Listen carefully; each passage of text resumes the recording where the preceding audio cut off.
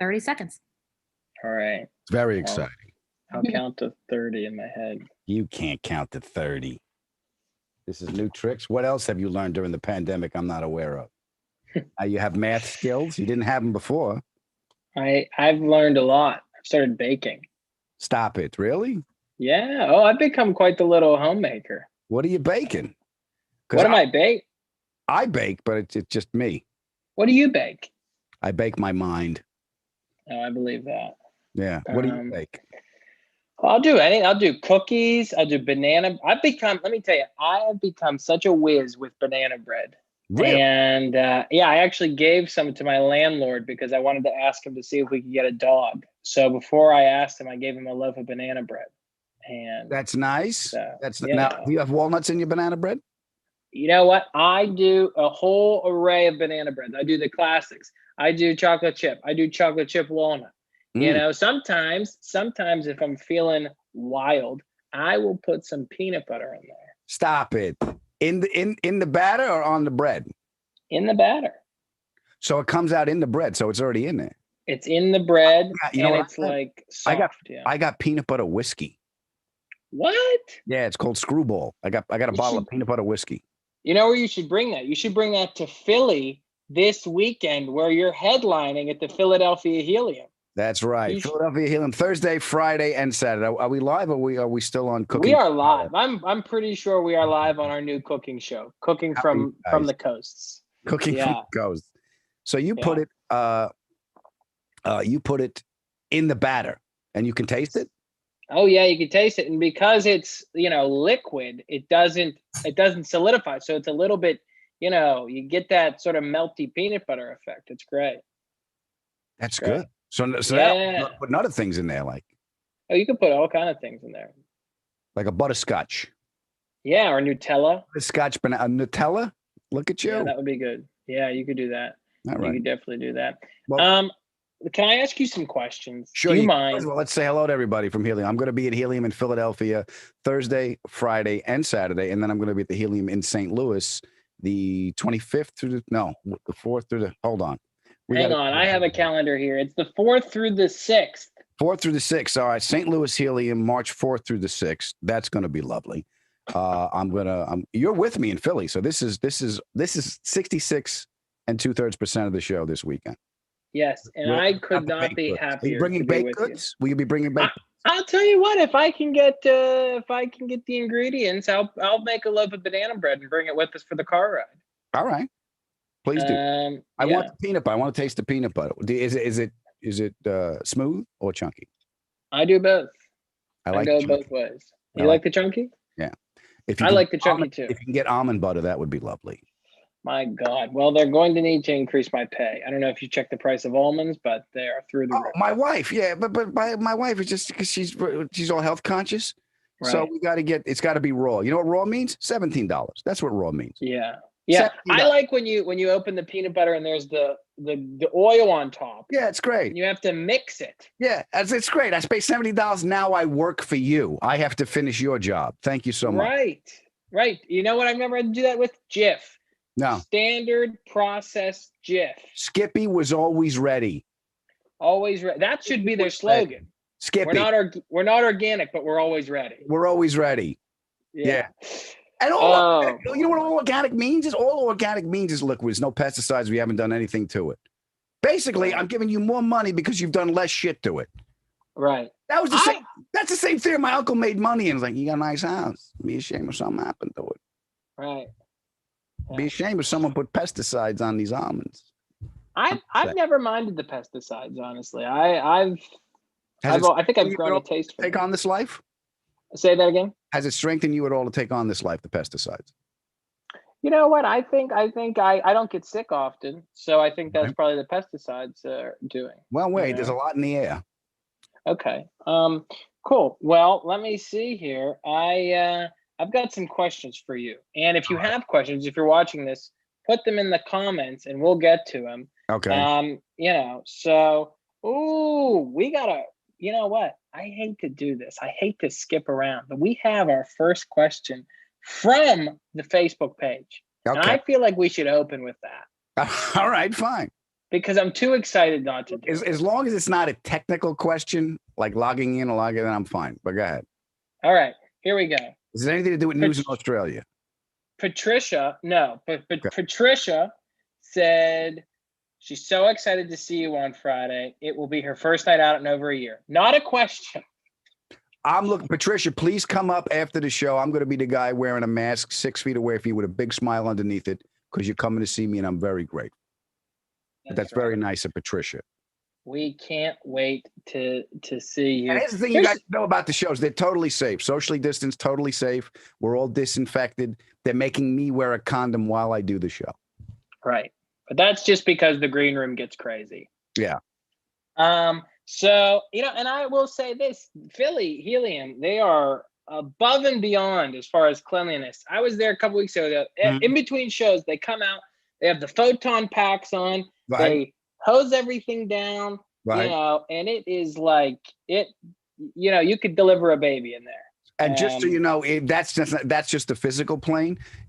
Jerry, I like to call him Father Jerry McGinnis. He comes and he is an exorcist. Any kind of bad energy is blessed right out of their in between show. Yes, there's a priest before the late show that they say a few words. Father, how many do you think podcasts that you've done since the start of quarantine, as far as being a guest and your own? Well, as far as my own, I'm up to 95 in my podcast, but I started. My God. Yeah, I've done 95 episodes of my own, so that's once a week. But that wasn't since it started. I had to maybe so let's say 50 since it started of my own. But then you're on someone else's podcast. I mean, my friend Collin Chamberlin, who looks a lot like this banana breaking has a podcast called Hellgate. I did that. I just did Paul Verzi's The Verzi Effect. Adam Carolla I did a couple of times. Yeah, you just keep doing them, because you can do it. Like this little studio. I got this studio, like I got this thing. We're in my garage, basically. This is one of my and I got 15 minutes before they said stay home. So I've been able to produce this. Isn't it nice though to have like the thing that you can do from your house? Does it make you kind of feel like, oh man, I'm getting kind of used to working in sweatpants, Yeah, I know. All right. Oh. What do I got on today? Let's see how flexible he is. There we go. Sweatpants. Yeah, I'm in a full tracksuit right now. Really? So, yeah. You're in a Bay Ridge tuxedo. Yeah, I feel great. But it is interesting because with so many things have gone virtual, and now you're focusing on a podcast because there's not a lot of live stand-up, as it comes back. Do you still have that sort of hunger to get back out on stage? Yes. Yeah. Yes. The answer is yes. Even like the gig coming up, when I got the call to do the Heliums of St. Louis and Philly, I said, honey, look, I got an opportunity to go to Philly and St. Louis. Go. She didn't finish the sentence. Go. Right. So I got to get out of the house. I mean, I go for my walk. I'm in California, so I go for my marriage walk every afternoon because I'm driving her crazy. You know what I did yesterday? I was making people laugh at the drugstore because I needed that feedback. I'm at the drugstore and I always go to the prescription line to check out because it's usually shorter, but they were behind, right? So there was sir, we'll take care of you in a minute. Just give me 1 minute. And there was a bunch of older people behind me, like a lot of walkers, a couple of hearing aids. It smelled like Ben Gay, to be honest with you. Right. So they said, okay, great. So they turned around and I turned around. I just looked at the old people sitting there and I asked this one lady, I'm like, how old were you when you came in here? Just so I know what I'm in for. I don't know what a little bit means. And they all started listening. So I just kept going. Yeah. We need that feedback. I people ask me if I miss stand-up and I go, I think I miss stand-up because I started telling my therapist to give me a 2-minute light. That's how you know. That's the other with my therapist. Do you go to Zoom? Do you do Zoom therapy? I was Zooming for a while, but now I'm back in person. Oh, okay. I was doing the Zooming, right? And everyone says, well, it's not the same.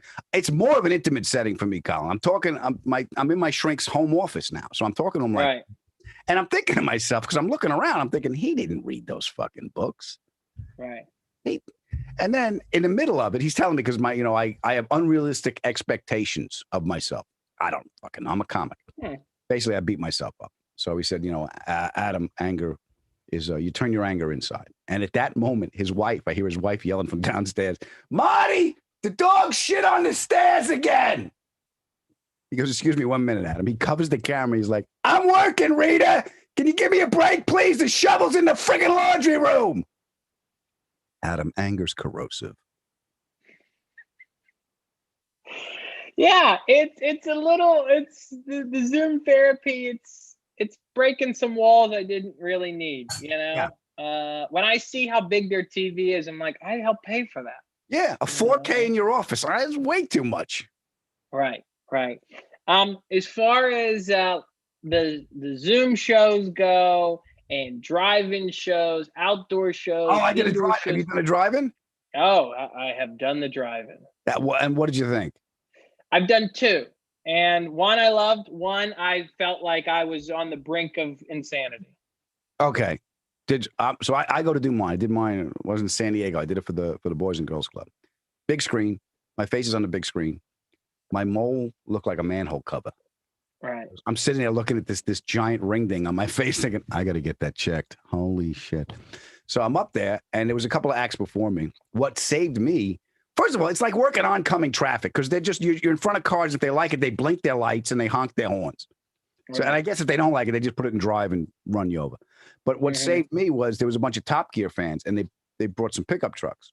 So they parked backwards, and they put the lawn chairs in the bed of the truck, and I sat outside with masks on and watched the show, so I could hear the laughter. So I had some feedback. But it's interesting though. I don't mind that when you're all outside. I recently did, and tell me if I was even wrong. If I was wrong to even take this gig, because you are somebody that I like to go to sort of help me guide the ship. Mm-hmm. So I took a gig that was a drive-in show, but I was behind a window of a storefront, and the cars were out in the parking lot, and it was, transmitted via radio. Now, it's terrible. Not too different from being outside, but that window there's a moment when you can see your spit hit the window. Okay, I got one question. Please tell me it was a pet store. It was not a pet store. Oh, I would drive by and go, how big does he get? Come on, please tell me you were standing in the window of a pet. How much is that comic in the window? Come on. It felt very much like the red light district, but except, no one was offering to buy me. That was the problem, is that nobody wants to buy me. I want to sleep with the myopic guy with the pompadour who bakes. How much for him? Right. Yeah, it was there's like sort of when you're only hearing beeps and seeing flashing lights, mm-hmm. and you feel like you're in like an actual cage, there is a moment in your head where you're like, am I actually screaming in an insane asylum right now? Like, is a nurse going to come over and go, Mr. Chamberlin, you have to sit down? Is the wearing the paper slippers? Who am I actually playing to? Right. That's what it was like Shutter Island, where I was like, oh my God, is any of this real?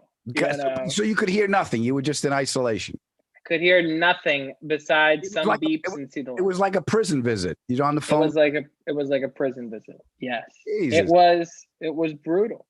Do you have a favorite episode or a standout episode from your podcast, 30 Minutes You'll Never Get Back? Do you have one that really I had a couple. One was, and it's a different thing, Colin, when you talk to when you talk to friends of yours on a podcast and just hanging out.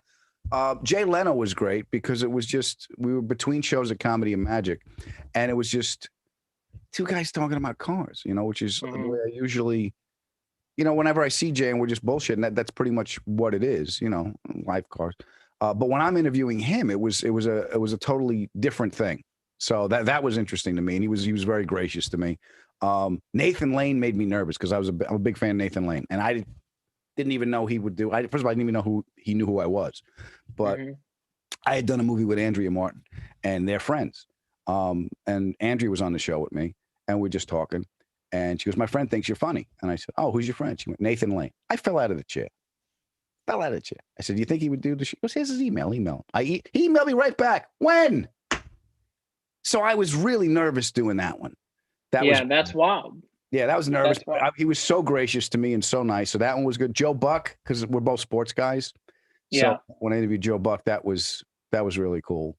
and I got to ask. I finally got to talk to him about his dad because he's Jack Buck. Because Jack Buck, basically, if you remember, this always struck me. Jack Buck, he wasn't well. He was ill, and he was at I think it was Busch Stadium in St. Louis, right by the Helium that I'm going to be at March 5th through 7th.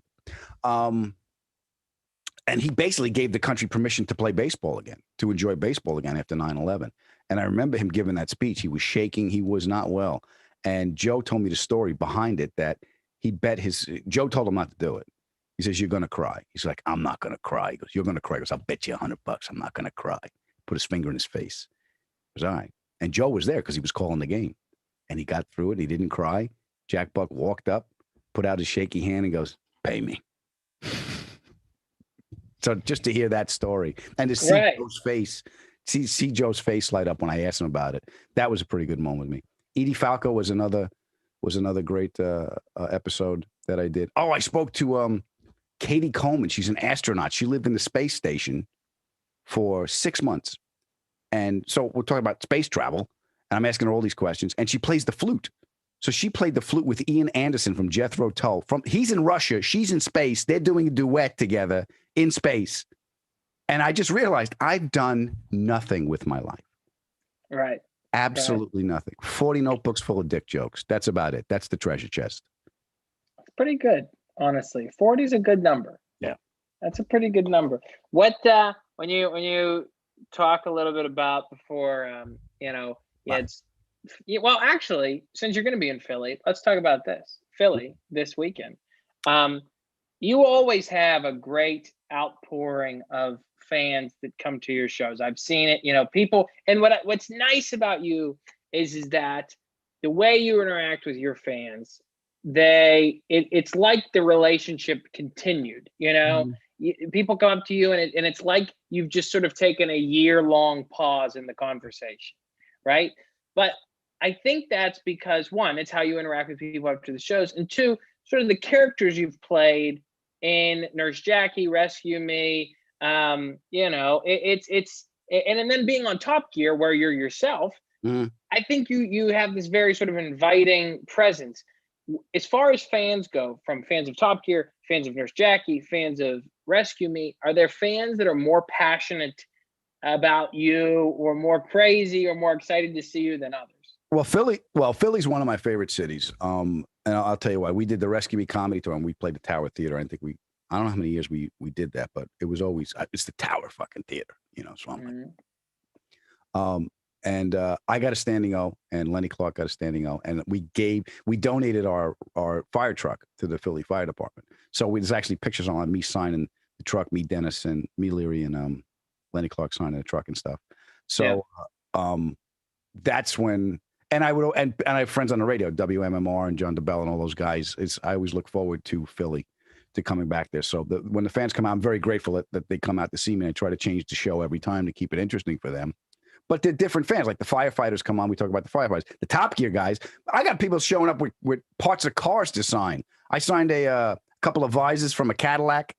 Some guy brought me one of the skirts. I think it was a Mercury. I forget what year it was, but he had a Mercury skirt. He brought the skirt in. He goes, "Can you sign the skirt?" And I said, "I'll sign the inside. You don't want my name on the side of your lead sled. This is, So I signed the inside of it. I took a couple of pictures with the skirt on it. So, but yeah, the car guys have a different vibe than the fireman guys, and I like and the nurses that come out are great. Yeah, there was a nurse from Nurse Jackie. This woman after the show, she was like looking at me after the show, and she was digging in the purse. She's like, "Oh, you're signing something," and she's looking for a piece of paper. I mean, whatever you want, sweetheart. So, yeah, I like Philly a great deal. So yeah, you have a great way of interacting with the people that come to see you. That it doesn't feel like a fan celebrity interaction. You really do take, even in these times where it's socially distanced and masks and everything, you do such a great job of making people feel like they're getting your time, which is I'm grateful they show up. It's a whole different environment. I have friends of mine like, I can't stand the meet and greet after the show. I'm like, I asked you to come. I started this. Right. I told you I was going to be here. I asked you to come. Please come down. Come see the show. Have something to eat. I'm going to make you laugh. Let's take a picture. How was your day? It's, it's part of a whole night out. Yeah. Yeah. It's an experience for them, which I think is something that's so valuable in entertainment, when you can leave people with an experience where they go, the whole night was great. It's also like, what are you going to pay for? Here's the only thing is like, what are you going to pay for? I'm not going to pay for, I'm going to pay for my convenience now, and I'm going to pay for an experience, and I'll pay for education. Like I want to, so anything's going to enrich my life, make my wife's life better, make this experience better, or make things easier. That's money well spent. I don't need anything like, that's going to make me a better person if I buy that ring or I buy that doesn't interest me. Those things, experience, education, and convenience, are things I'll pay for. Yeah. I think you give people banana bread. I'll give you a couple of bucks for the banana bread, but it's got to have, I want chunky almond butter. Jesus. Now my God, chunky, I'm taking a bath. I'm taking a bath on this banana bread. What is something, and I think I know the answer, so I'm curious to see what your answer is. What's something that makes you What's something that makes you laugh the most? When you get upset. You know what? My answer was when you upset people. So when you get upset. I'm gonna all right. So last time we're in Philadelphia. All right, we're playing the Helium, which we are again this Thursday, Friday, and Saturday. So we're in Philadelphia, and I don't know if you guys know this about the young banana bacon bread Collin Chamberlin. He'd never been on a train before. I was the first one to put him on a train. So we're taking the train back. We're taking the Excella back up to New York.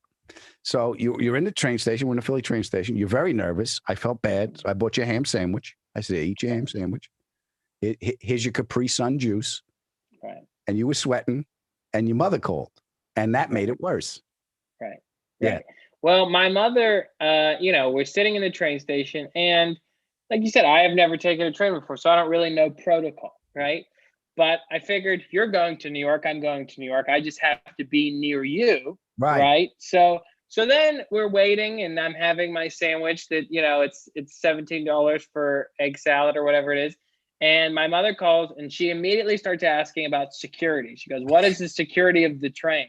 I go, the security of the train is the passengers. We all take up the job of securing the train. Yeah. And she started freaking out. She's like, well, what if there's a terrorist or a bomb or something? What if somebody hijacks the train? I said, well, if they hijack the train, there's really only one direction they're going, right? There's not a lot of, changing of course. Right. So there's that. And then you, you said, this was my view while you're having this conversation. Mom, no, I don't know. I haven't met the conductor. Yes, it's like the pilot, but I still don't know who it is. And he's just going. He's chewing and going. Right. Well, you come from a similar, I think, mom situation where if you had to stop what you were doing to really walk her through everything, you would get nothing done. So you need to learn to multitask when talking to your mom. Absolutely. I put her on speaker, and Collin, I cut the whole lawn once with my mother in the headphones. She had no idea. Right. All you have to do is basically say, how are you? And you go, all right, put it on mute. That's the end of your participation in the conversation. Just let her go. But this one, she was very inquisitive because you were getting on the train. So she was very inquisitive. If I remember, you said, I'm with Adam. I'll just stay with him. He's done this before. Mom, I got to finish this egg salad. Yes. Please let me finish my sandwich. Yes. So, we're waiting, and you look at the slotting of the trains, and the numbers come in. It's like horse racing. It's like everyone's looking to see their numbers, and you're really pumping me up. You're like, listen, when our number hits, we got to go. Like, there is no messing around here. We're going. We got to get on a train. If we ride backwards, we're going to be in trouble. That's the thing. I told him. I told you. I said, listen, I can't ride backwards. I can't. I will throw up, and I'm going to throw up all over you. So we can't ride backwards. When that number comes up, we got to get down to that train. So I'm building up the tension. We got to get down to that train. There's going to be an arrow. It says direction this way. You follow me. You sit right next to me. You face the way I face. And he's like this. Okay, you want some egg salad? No, I'm fine. Yeah. So okay. Right. So I'm on edge. Safe to say I'm on edge. So we're looking at the things, 247 O'Hare, this and that. You're seeing all the numbers come in, all the cities, And then you just go, all right, go. And I just take off. Like I take off, but our train has not been called. So you are standing there and I head towards nothing. Only to turn around and see you standing there laughing. So that's already the first. It was a test. I wanted to see how quick you were off the line. Right. And pretty quick. Pretty quick. Pretty quick. So then it does come time for a train, and you're like, there are no rules. This is complete war where you knock somebody over, you punch somebody, whatever you have to do. Stay with me. I'm going in. I told him like this. I go, you look at me. You stay on my 6. You stay on my 6 and you'll be all right. We're going in. And he's like this. Okay. Right. I mean, it was like the raid on bin Laden's house. Like that's what it's like, right? Where there's blueprints, there's, we have an evac situation. So we finally get down to the train, and it is total chaos because there are no rules. There are open doors, and you get on the train, and they don't even check your tickets until you're already on the train. It's insane. They called our number, right? Go, Track 34, Accelerate New York. Go! So we take off. We're running. He's running behind me. Right, and we get down the stairs, and it's packed. The platform's packed because we're not the only stairs. There's people coming from all over, so it's packed. So you're standing next to me. I go, "You still there?" He's like, "I'm here. I went, "All right, break left." Just broke left. I went left. But what people need to understand is you went right. Yeah. So I take off down the tracks left to see that you are now going the other way in a sea of people. So now I have to turn my wheelie luggage around, and I'm racing through people thinking I'm going to be on the wrong train. I'm not going to be able to find you. I can't even imagine getting to Grand Central Station without you. So I'm just tearing down and like, you told me to break left. Collin! I'm just yelling to increase the tension, and you're screaming. Then he's got the wheel on your luggage. He grabbed the thing, holding the luggage in your right. I mean, it was like storming the beaches of Normandy. Like people are dropping. God, is that funny? So in answer to your question, that makes me laugh. That does make well. I thank God we're driving. Don't make me laugh. That made me laugh. And then you finally getting down, sitting next to me, sweating, angry, sweating, and you just looked at me like you just stared at me.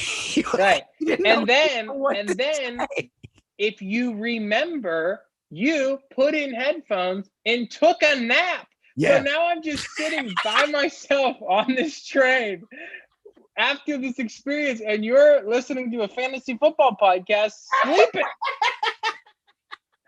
So now I have 2 hours to New York just with my own thoughts. Right. It was horrible. We do have we have a couple more comments. Michael said Nurse Jackie was amazing. He watched it all in one weekend like a crazed Nurse Jackie. So Michael, he loves Nurse Jackie. I want to thank Michael, and I think she was on drugs, Michael. I'm not sure, but I think. Andrew says we need more comedy clubs in Philly and Atlantic City. Well, Andrew, there is a comedy club in Philly. It's called Helium, and I'm going to be there Thursday, Friday, and Saturday with Collin Chamberlin. There it is. And let me ask you this. We have talked a lot about you've been very kind to come on my podcast. You were the first guest on my podcast, and which is on also the Helium Podcast Network, Hell Gigs, right. Where we just talk about bad shows. And you told me some great stories of shows that were horrible. Do you remember your first time on stage and where it was? Yeah, East Side Comedy Club, Huntington, Long Island, right off Jericho Turnpike, July 13th, 1988. It was a Wednesday night. Wow. And that's where it all goes down. Now a Pomodoro restaurant. But here's the problem. I told my mother I was doing the open mic night. Now, my mother is the original Twitter. She just tells everybody. So the whole neighborhood showed up. So they sold out on a Wednesday night. And I had my little prepared jokes I was ready to do. But because I saw everybody there, I'm like, ugh. So they introduced me. My uncle said something, hey, Adam. And I just started making fun of him, and I got a laugh. So I just kept going.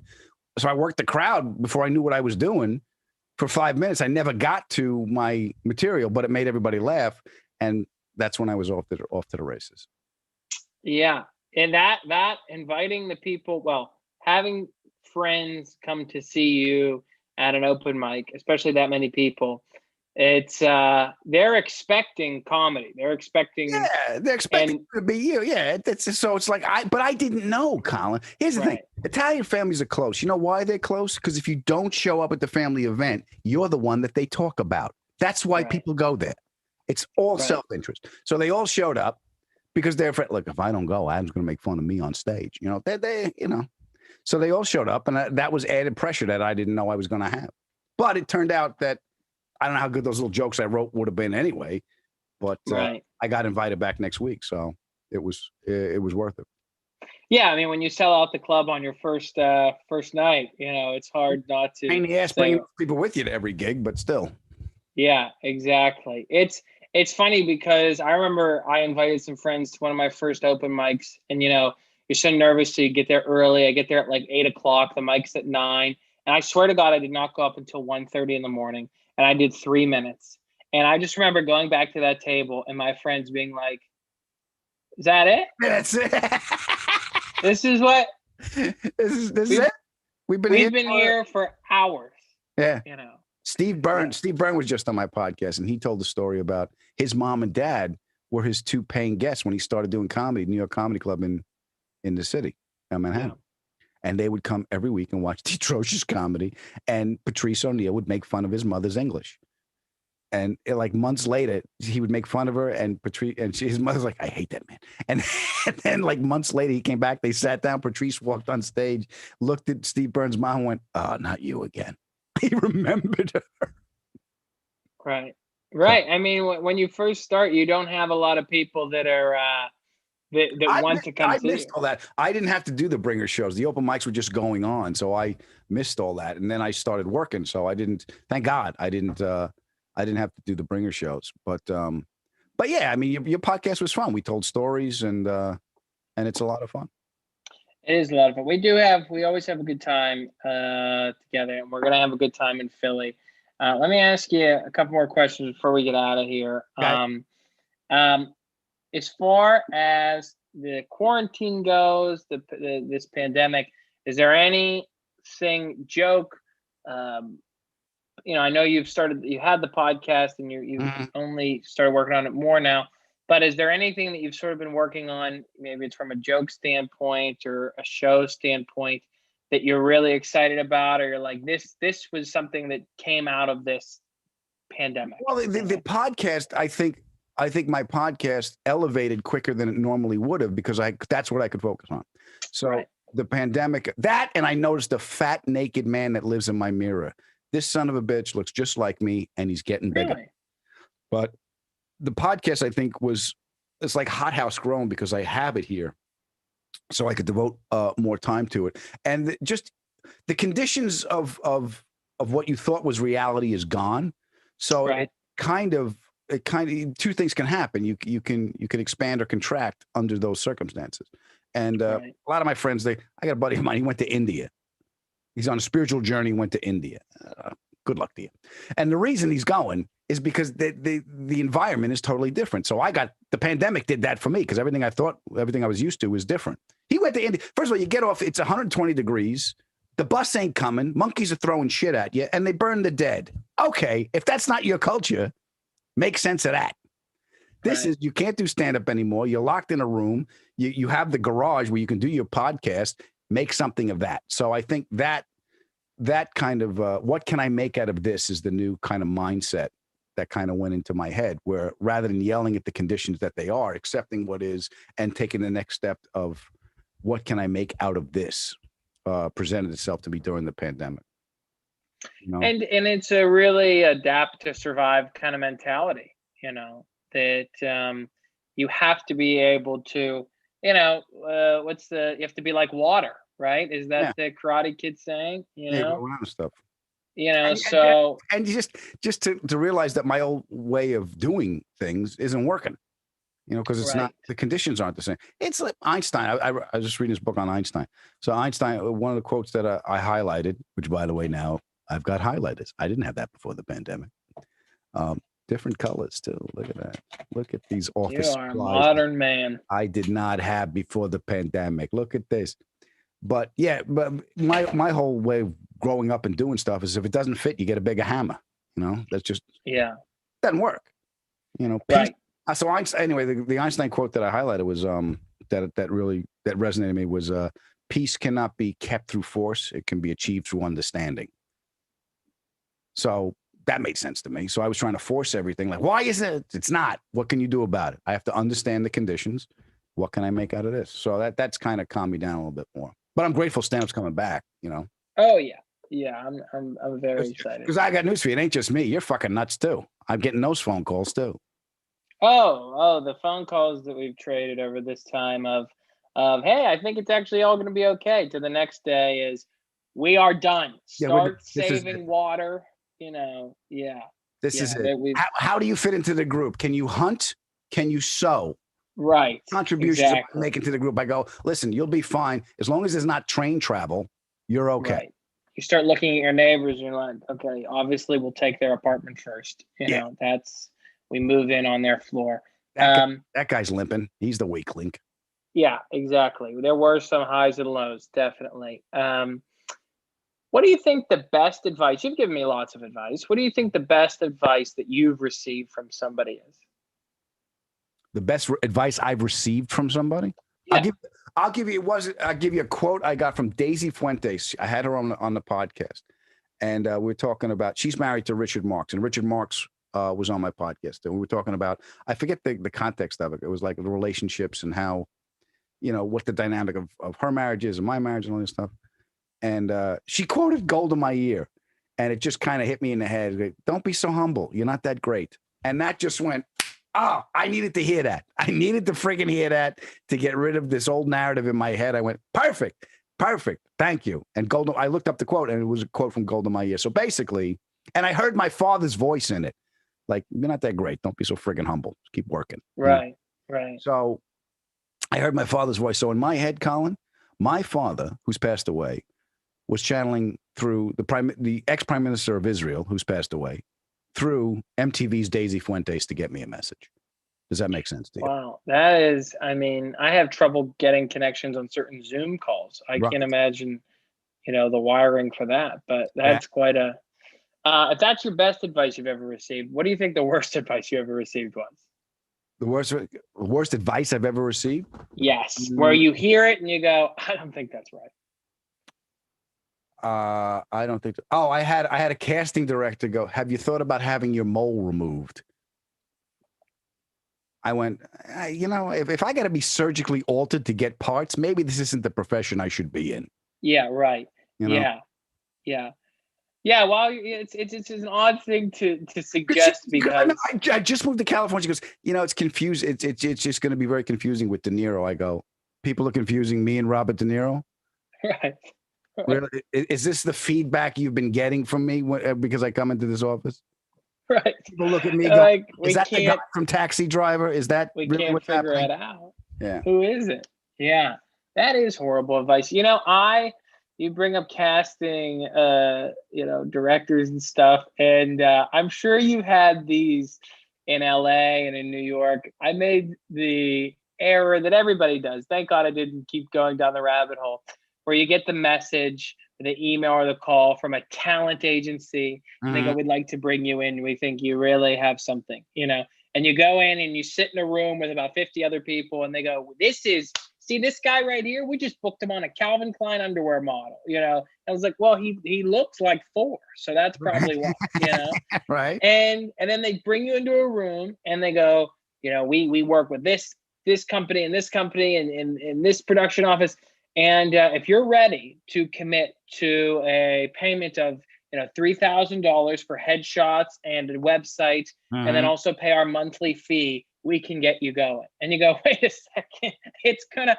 If you think I have $3,000, we might be in, you know. And then they go, well, if you're not ready, I mean, you have nothing to offer, so you have to pay us so we can, you know.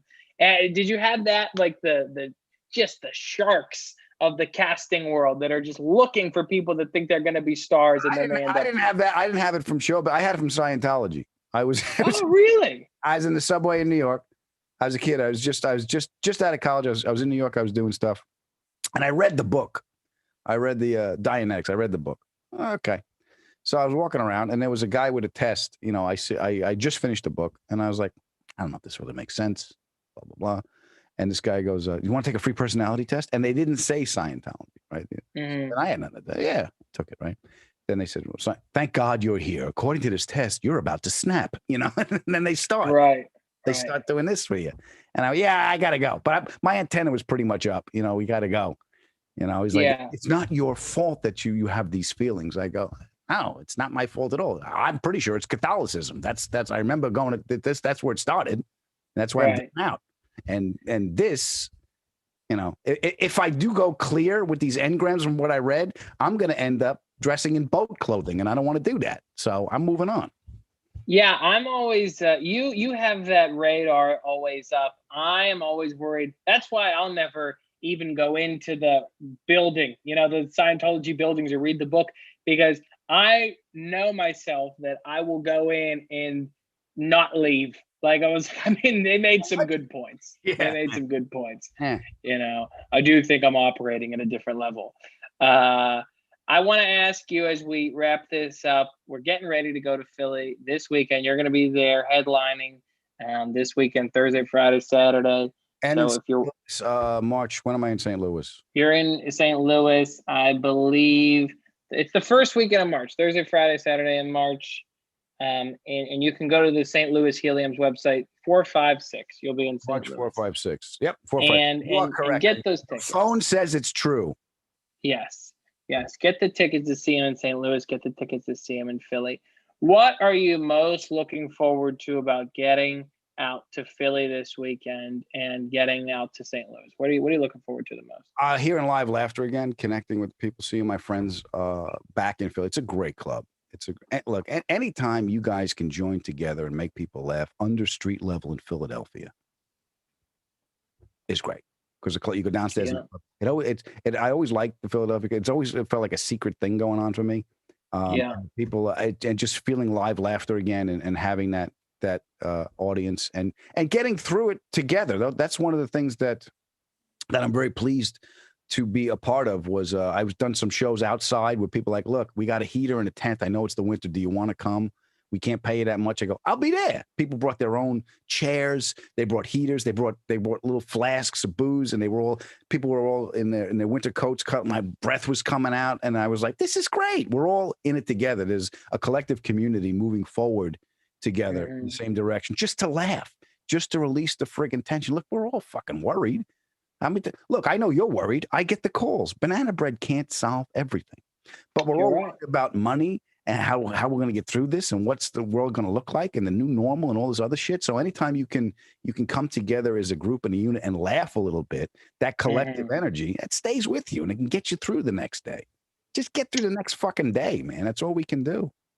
Right. Well, we're going to have a great time in Philly, and you're going to have a great time in St. Louis, and very excited to be working with you. If you're watching this, don't forget, get tickets to see Adam this weekend in Philly and next weekend in St. Louis. All right, anybody? It's going to be a blast. Let's give away a couple of tickets.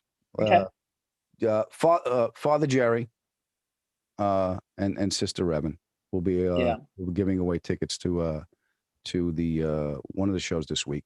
How are they going to do this? What if they answer this question, and we'll take the how do they do it on radio stations? Fifth person who answers this question. Fifth caller. Fifth caller. Like what was the name of the movie?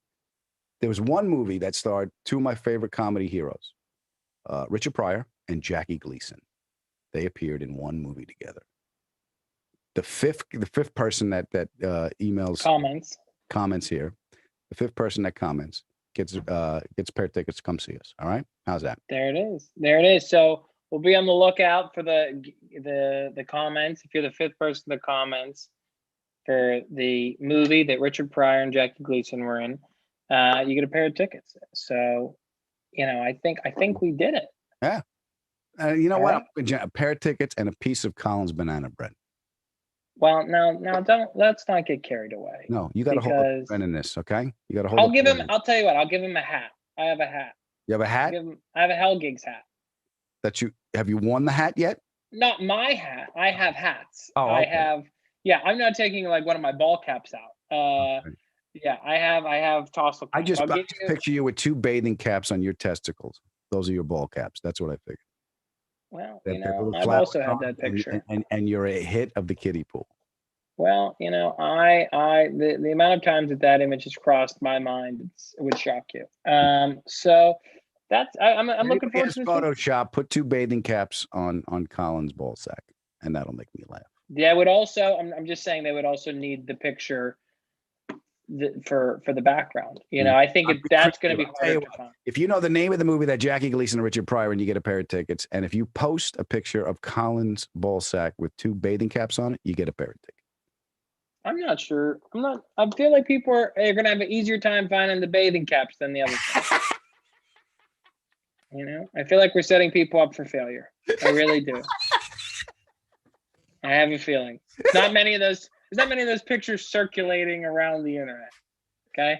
As much as I would like to be, have the career.